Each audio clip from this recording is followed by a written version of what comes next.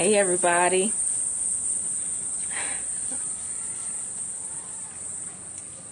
I am so excited to share with you today. Well, I should say that I'm committed. I'm more committed than excited today. So I'm going to wait for a few folks to join in. I know that some of you may have gone back to work that were affected by the snow. Shout out to you who may be sitting in cubicles or that type of thing. So today, I want to just go on and give you a little thermostat on the energy that you're seeing today. This morning, typically we're up at about 4:30 a.m. Well, you can get out of that cube anytime you want. So let me do this properly. Let me act like, even though it's my house, I'm still going to act like I'm walking into your house. Hello, everybody. My name is LaTanya Taylor. I am the Chief Visionary Officer, the Chief Butterfly of Rebirth International. I'm also known as the Rev Coach, the Coach's Coach, the Juicy Spirit Mama, the Priestess of Passion, and all of those good names. There's many facets to me, so I'm hoping that I'm able to share some of them with you today. We're going to get into a little bit about money, about orgasms, about sex, about overall abundance, because abundance is everything.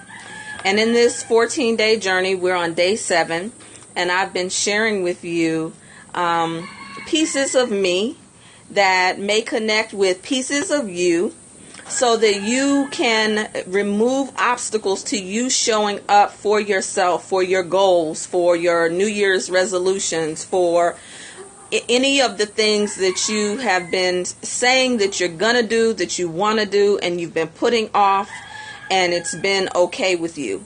So today is one of those days where I'm feeling we're usually up at about 4:30 in the morning. Today at about 5:30 this morning, we decided to hike the mountain. We went all the way as far as we could to the mountain before the dogs at the very top of the mountain come. I really wanted to keep going.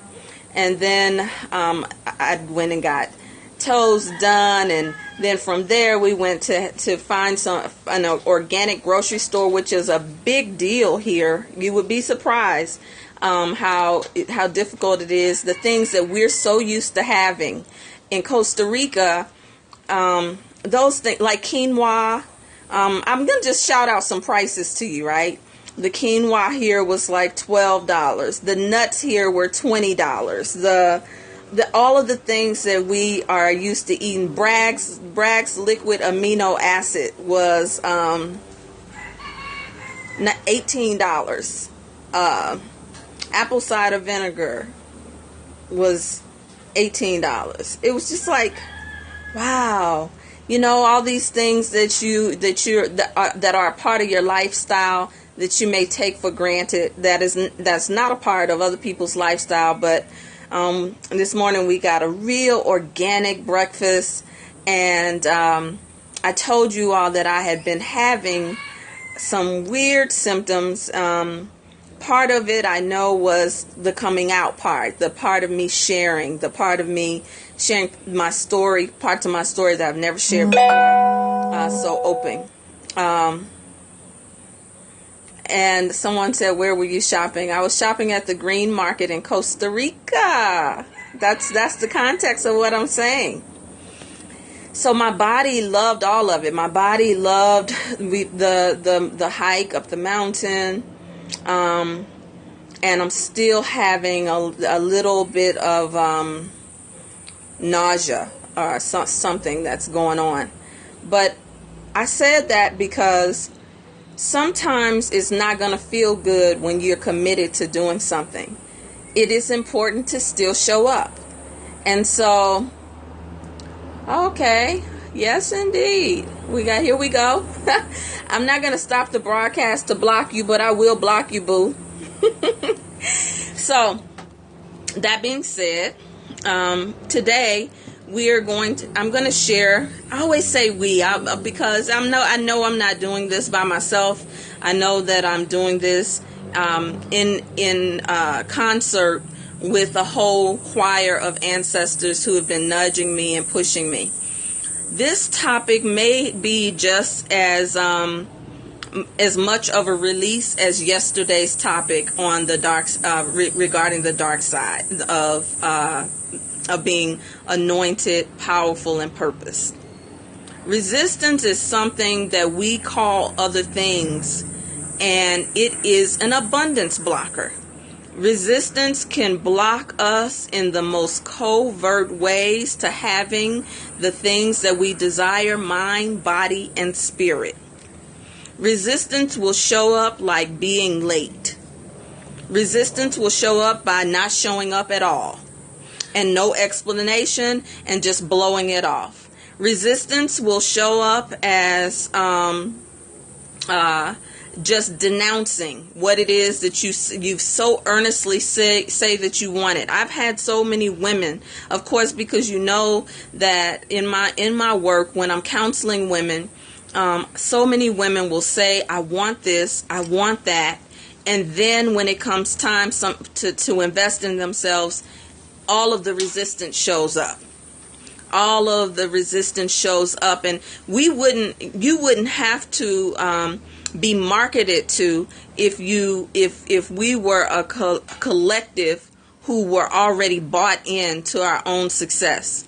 But we have and I'm specifically talking to black women, particularly black women who've been good all their lives, or who've been taught to be good, or who have forsaken some parts of themselves. I'm talking about those of us who have accepted survival as a normal rather than thriving, or those maybe who have invested in the grind, the go hard, the chasing money, chasing men, chasing your mission. When you walk in your purpose, your mission and your blessings, your orgasms, your lovers, your love will begin to chase you down. And so I'm talking to those of us who have been caught in the game of performing, of looking, because we've been taught that seeing is believing, and so believing is also seeing before you can see it, before it arrives. We make so many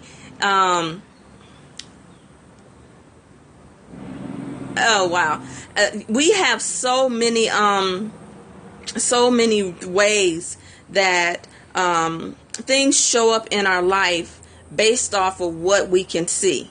And so if we keep on looking at that particular thing that is the limit, the thing that is determined by, for instance, we make decisions based off of only money in our bank account, but yet we say that we want to be prosperous. Or we'll make statements about the availability and the quality of men and say that you want to be coupled or partnered or in a relationship.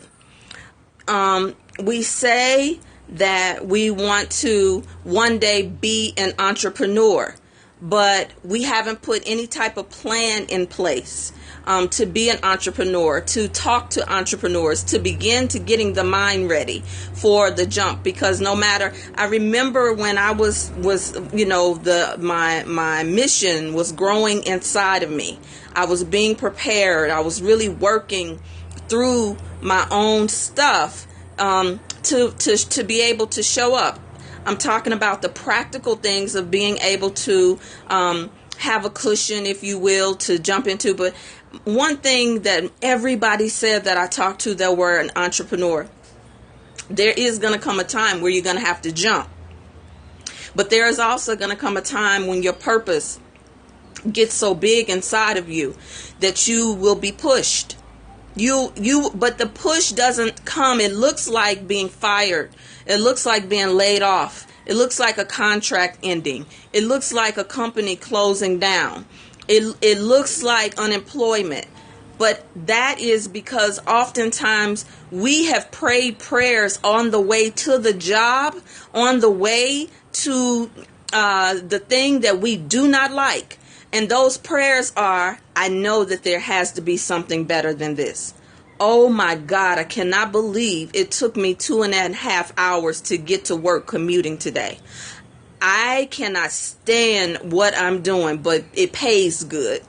It looks like these are prayers. And so it's so funny how when the thing shows up to interrupt us, that we start to believe that just happened. Nothing just happened. We are creative beings. And so even with the things that we are resisting, the resistance pushes away, because what happens is we'll pray a prayer, we'll say affirmations, and then we will get up from the prayer and cancel out the prayer with all of the rest of the day, the rest of our activities. They don't line up with what we say we're up to doing and creating in the world. And it's not your fault. In the West, the United States in particular has been set up to be a distraction. It has been said a 9-to-5 job alone is a form of human trafficking and slavery for some, unless you are doing what you love. And I know that we've been taught to go to school to get a good job or make good grades so we can graduate, get a good job and all of that stuff. And many of us have done that and found ourselves, maybe we are making the money that we want to make, but we know that there's something bigger growing inside of us, or you don't have any more time. Because it does take time, but I'm telling you, there's certain things you're going to have to give up. One of them is going to have to be your schedule. Because if you're used to going to bed at 10 o'clock at night, for instance, so you can get up and go to work by 8 o'clock, sometimes you're going to have to make a decision to stay up an extra 2 hours to study, to read, to grow your business. Now, I know I just jumped into solution, but there are more symptoms to resistance. Resistance look like, yeah, but. Resistance looks like, I know. Especially if you're spiritual. I mean, very, very spiritual, where you are into spirituality. Resistance looks like I want to, but I can't, because there's a certain place where a goddess accepts I can and I will. And it's just that. And you've been there before, because there have been a pair of shoes that you wanted and it may not have gone on sale. And you said, I am going to have that. And so it's the same thing for the dollar amounts that we set. The scripture says to write the vision, make it plain. So many of us are vague. Resistance shows up as vagueness. That also is not your fault. Prosperity, abundance cannot come to us in our vagueness. Even the love that we are just saying that we want to manifest cannot come to us in our ambivalence. Or when you join on with your girlfriends to run down men. That won't work. And vice versa. You know, because sisterhood has become sometimes a thing where we get together just to run down or to rub our wounds, to rub each other's wounds. Who hurts the most? And then we got somebody to talk about it. And then we say that we feel better. I'm saying get you another group of sisters. And guess what? When you start to become what I call juicy, when you start to own a certain part of you, it won't be easy to be in the company of those people. And you may love them. It's not their fault. I can tell you that the more juicy I became, the more pleasure-filled I became, the more excited I became about my life. The people in my life that were committed to suffering, holding grudges, judgment, they didn't feel good in that energy. One time I had a bunch of goddesses over to my house. I love pulling people together and entertaining, and I love it when women come together who are really committed to growth. And so I had one of those circles over, and I had a mixture of my goddess community friends from the very diverse set of friends, some of my social buddies, and I had my core group of sisters. And there was a point where we did something called a pussy pledge. There was one woman who was so disconnected from her own yoni that she froze and was like, I'm not saying that. I'm not doing that. But it was nothing that could hurt her. It was nothing. This was someone who had studied metaphysics. And she literally was offended by, not offended in a way that she was upset, but just offended by just being invited into such a space, because you could tell that it exposed her. Resistance looks like some of the things that you say that you say you ain't gonna do because of your image, because of your appropriateness, and that feeds, for women, it feeds the rigidity. And we can say that we're free and all of this stuff, but I thought that I was free too. There is more freedom to be had.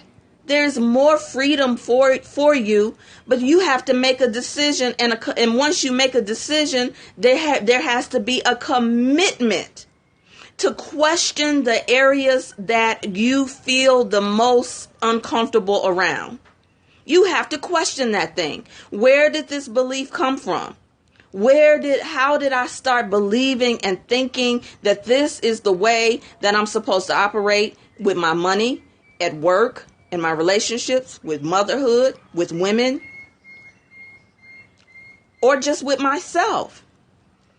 Resistance can look like, it can be outright argumentative. You always have to have the last word. You always are saying, I already said that you know.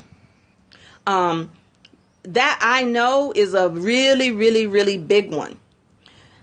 Even for me, recently, I had been deciding what coach I was going to work with for the next level of my own growth. And I really was kind of just, looking, and I didn't have a whole bunch because I know who I am. And so I know what lines up with me, because I don't care how many people put out titles. Let me show you how to do 6 figures in 30 days.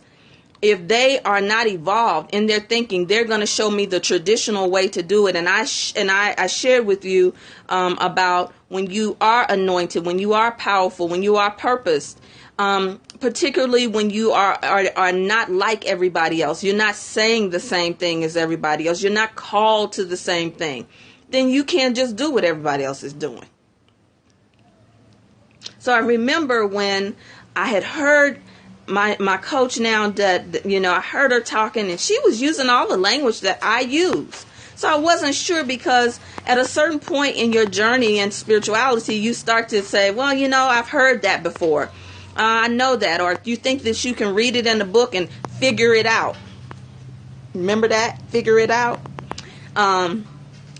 Watch the rest of my videos on Figure It Out. You start to think, I want to DIY it, or maybe, I just, something's not right with me, or whatever the case may be. So it wasn't until I got into and made the investment, I went further than my knowingness. I was blown away at her use of the same words, the same things I had been reading and studying for years. I was blown away. It is humbling to realize I don't know shit. And the more that you begin to know, the more there is to know. That is what this journey is. The more it is that you know, the more it is that you're going to find out how much you didn't know. Or when you read it, how maybe sometimes what we also do is we compartmentalize what we know. We put our spirituality over here somewhere. Okay, we put our spirituality on a shelf that we pull down when we need it. Oftentimes it's when we need it because an event has happened in our life. These things are the things why information cannot get in. This is why we are blocked to receive things that's right there in our face. Because we weren't meant to always try to figure it out and do it alone. We weren't meant to try to, there is a part of the journey where you must show up for yourself. But check this out. Money cannot come to broken hearts and wounded. Now, I'm not talking about choice, because there's levels to choice, right? I said that when you determine I can and I will. Because clearly there are athletes, there are rappers, there are entertainers, actors who are very broken and they have an opportunity. But guess what? That's why we see their business starts to show up. And then we were like, oh, well, they have all that money. They could have got therapy, or they could have got an accountant, or they could have got somebody to help them with that. But if you came from the projects or from poverty or from struggle, you just all of a sudden get money, your habits hadn't changed. You haven't changed anything. So what I'm talking about, what happens with those people is that they just make a decision that I'm going to make it. They make a decision that I'm going to have access, or I'm going to have affluence. I'm going to be famous. Some people have that drive and they are just at one with that decision, and all else can be dealt with later. And that's their curriculum. That's for them to choose. The same can happen with you. But see, we get positional. We get positional about, I can't do it because, I can't have it because. Some of it is also fed by the dogma that we have taken in through our faith walk. I don't care which one it is. And this is why we have to be able to question that and surrender it, and then decide how you are going to apply it in your life. And the next thing is physically. These things begin to show up in our bodies as well. I talked about this on yesterday, and I laid heavily on the empathic. And many people will look at that video and just start talking about, I'm an empath. I'm not talking about just moments. Everybody's psychic. Everybody has gifts, has a gift. But everybody is not empathic. And I'm not even talking about empathic.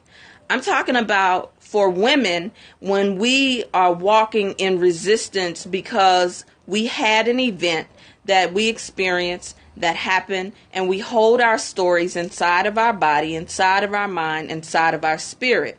And we get used to being overwhelmed. We get used to being rushed and hurried. We get used to taking care of everybody else, and that becomes the definition of who we are. And then you say that you want to be able to benefit from your passion to help others, but you're still unclear about your pathway. None of this is your fault. And stop blaming yourself, because that creates more resistance. I want to say also to the conscious community real quick. Many of us in the conscious community are always talking about a they, a them, and yes, there is a history that we should know. But when you're so focused at pointing out what the they, the them, and the system is doing, where are you in it? Where are you as being God and King and all these things that we say? It's good to know this, so that you can now make a new choice. If you haven't made a new choice and then fed the choice every day with a new choice and a new choice, because every day our habits feed us. Now, some of you always want information. We can be information whores. I want every question answered. I want to figure it out. I want, what book should I read? What book should I read? Apply the thing that you haven't applied yet. All of this is fed by not enough, not good enough, unworthiness, and the feeling of unimportance. And it literally is a scale, because not good enough means that I have to always perform. I have to always overachieve, or what other people do or give to me. It is never, I'm always evaluating right, wrong. And we need to make people wrong. That's also really a cover up. So that's not good enough. Not enough is it doesn't come from so not good enough comes from quantity, right? Excuse me, quality. And then not enough comes from quantity. So one way to spot your not enough is when you need to have about 6 or 7 ketchups in your cabinet. Like literally, our life speaks to us. Go look at your closet. How many repeats? How many times do you buy the same thing over and over again? How is it that you can't sustain the praise and the lavish love of someone because you don't think you're enough? Not enough and not good enough really are kissing cousins. They really are twins sometimes, because they work real close together, just like shame and guilt. Then next is unworthy. Unworthiness is on a lower vibrational scale. Unworthiness also will show up as various levels of resistance too. Okay? And then unworthiness will show up as really a lack of belief, a lack of knowingness that usually from a trauma or an experience that really fed you that you just weren't worth A, B, or C. And then the rest of your life is built layer by layer on that. Thank you for the compliment earlier. I'm glad that this is practical and helping you. And last, not important. Not important is a lower vibrational energy, and not important is really almost a combination of all of the other three. And that is the person that will fade away very, very easily. That is the person who will have extreme tendencies because they don't think that their life is important. And what I mean extreme tendencies is drug abuse, is obesity, extreme parts of their personality, where a person really who needs to dump on others. Look at the comments sometimes in social media. And I don't know about you, but sometimes I'm horrified by how people will show up and bully, keyboard bullies, who say things that they wouldn't say in the face of another person for real, because they know that they get stole. That's street vernacular for get popped. Keyboard bullies. These are people who are suffering from that, or just distortion, just distorted personalities. Now, all four have an overcompensation as well. So it can look like an achievement. Overachievers can also come from not good enough and not enough. It can look like not important, can look like narcissism on the other side, where you make it all about you.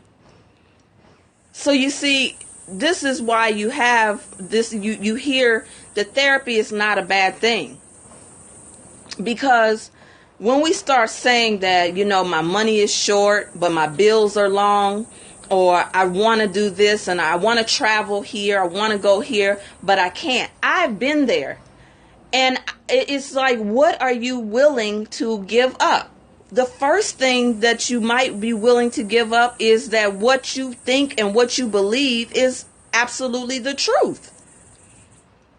And then when you do your work to realize it's not necessarily the truth, it doesn't have to be your truth, it doesn't have to be a truth, you begin to live another truth.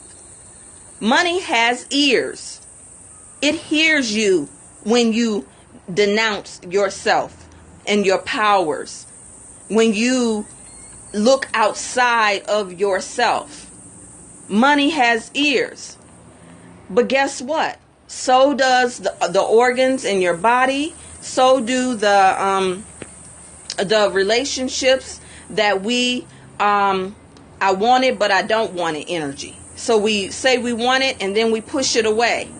So these are some of the ways that resistance show up. Now, yesterday there was one thing that I didn't talk about that could apply as another solution, and we're going to move into solution and remedy for the next 7 days.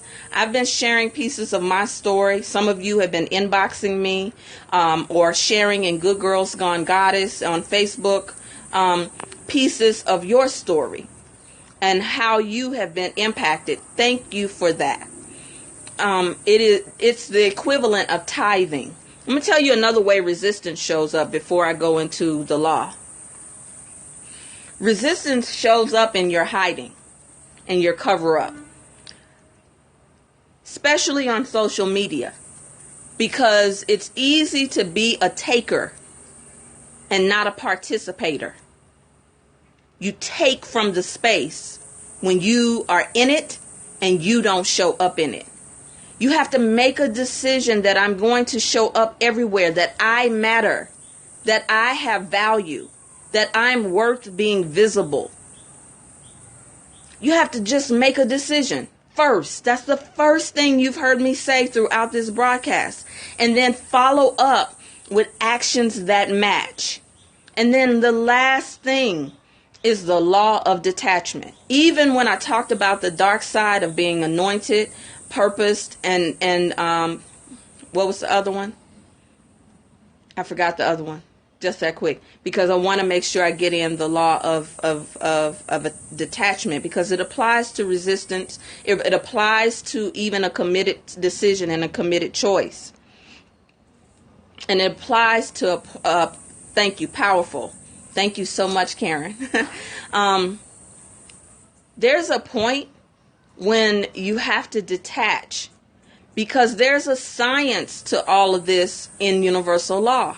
After you have stated what it is you desire, after you have taken bold action, meaning an inspired action outside of your comfort zone, after you have done all of that, you can't watch the pot.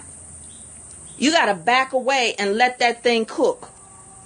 That's called the law of allowing, or the law of detachment. That's called getting out of the way. Getting out of your head. Now, one of my sisters, for instance, one of my Juicy Spirit sisters, Juicy Spirit Awaken is a rites of passage program where I share with women in a process of awakening different levels of her own feminine consciousness and her orgasmic abundance. One of my Juicy Butterfly sisters said that she left her wallet at home. I'm not going to call your name out, but the community may know. You left your wallet at home, but you are the living, walking abundance, boo. So all you have to do is set in motion what it is that you are going to attract. Because your word, your signature, your relationships, this is the abundance. This is what will show up to cover you when you are not attached to the thing. So you got detached from the thing so that you can attach inside to your inner abundance. And so even when we implement all of these steps. A lot of times we want a 1, 2, 3 step to money, a 1, 2, 3 step to receiving the love of our life, a 1, 2, 3 step for business. And it's not just that. And we have many ways that resistance begins to show up. And then what happens is our universe, our world begins to give us feedback. And that's a time to pause. That's a time to pull back. And that's a time to really look within. Well, it's hard because you say you hard. It's hard. That's what I'm talking about. That's resistance. The Bible says, unto you as you believe. Now, you go to church every Sunday, you quote scriptures, you run, you dance, you shout, you praise, you sing. And then when the word says, unto you as you believe, it doesn't apply to you? Come on now. The word also says that it is piercing and dividing to joints and marrow. What is that? That's soul surgery. Piercing and dividing to joints and marrow doesn't mean that a surgeon is going to come. It means that we have to go into our process like that. Unto you as you believe. So yes and amen. If it's hard, then so shall it be. If you can't, then so shall it be. If you think you're going to be punished for exploring the parts of you that are calling on you, the parts of you that are naturally sensual, the parts of you that are naturally attractive to other things, and you think that you are going to be punished, unto you as you believe. And I will tell you, those of you who are helpers of humans, there's a certain point where you have to allow people to stay in their suffering until they are ready to get off of the cross and take the nails out of their own hands and feet. I used to want to save everybody. Because when a woman would tell me she couldn't do it, I would say, well, why? And I would want to coach her to show her how she could. Because honestly, I am a nurturer. But there's a certain thing is over nurturing, even your children.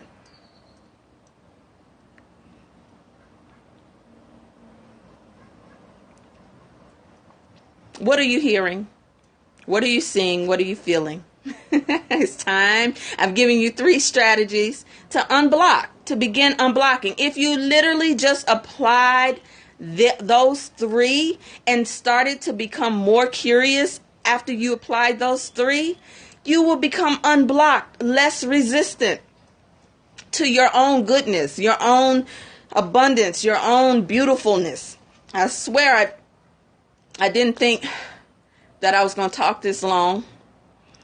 But I hear my body saying that it's enough and that it's time. Because when you do this kind of work, you expel a lot of energy. A lot of energy, because many of us walk in so much doubt. That's why preachers have to go and refresh themselves. It's so much. So I don't know if I'm feeling any doubt on the end, the unbelief. The word says, I believe, help my unbelief. Thank you, those of you who wrote what you said, you heard, and that it has been useful to you. I love you, and there's nothing you can do about it. I look forward to seeing what you apply. Please share in Good Girls Gone Goddess. Join us on Facebook. I will begin sharing with you the gift. Oh my God, it's so juicy. It's so good. I love it when Spirit downloads the next thing, because the next thing is the best thing, and sometimes it's not the thing that you plan. There's a scripture in the Quran that says, I plan a plan and you plan a plan, but God is the best of planners. Oh, that's good to me. Because when you plan, they say that God laughs. Ha! Woo! That's good to me. That's good to me. Because I sure can't be God-given. Now look, let me just close with this. I ain't talking about no God outside of me sitting high, looking low, baby. I'm talking about the I am consciousness that is within me and in with you, inside of you. Woo! That's good. Woo, woo, woo, woo. Okay, I'm going to stop because y'all know I can get started. I love you. There's nothing you can do about it. I'll see you on the other side tomorrow at the same time, the same station. Please join me each and every day. All right, y'all. Talk to you later.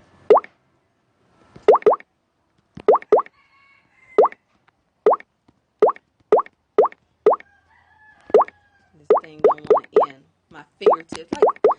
Does this happen on anybody else's broadcast? That where you click stop broadcast and it continues? You want me to keep talking? Is that a Holy Spirit crescendo thing? You want me to keep on talking? I have pressed this thing 50 times. Seriously, I want to stop this broadcast. It won't stop. This is the law of detachment. I surrender. The broadcast is over. Thank you for joining. I'm going to figure out how to stop.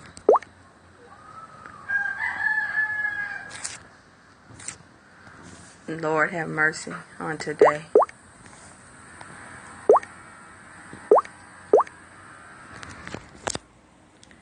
Hey, pure love. I love that. Pure love. Hey, all.